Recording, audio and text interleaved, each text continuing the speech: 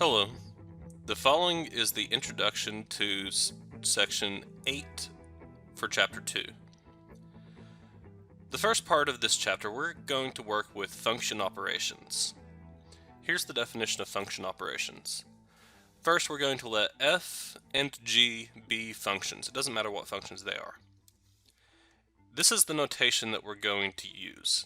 If we say f plus g of x is equal to f of x plus g of x. Okay, so this is the notation that we'll use. Now, notice that it's addition between the two, meaning addition between the two functions over here. Down here we have f minus g of x is equal to f of x minus g of x. And again, notice that there's a minus sign here with a minus sign there. Now, the next one is f times g of x, and that's equal to f of x times g of x.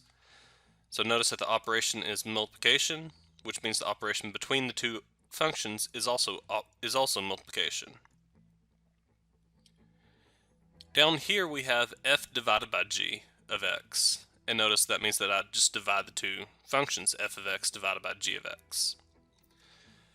Now, this is good, but we also need to talk about domains.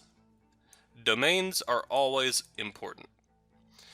So for domains, what we do for all of them is we say the domain must be the intersection between the domains of f of x and g of x.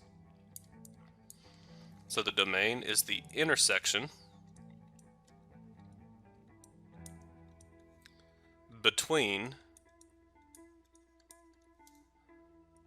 the domains of f of x and g of x, or f and g if they're not functions of x. Now, that's good, but we have one more caveat. Anytime, one second, I'm back. Anytime you divide by something, you can never divide by 0. Therefore, you need to take into account if you are dividing by something, doesn't matter what it is, that denominator can never be 0.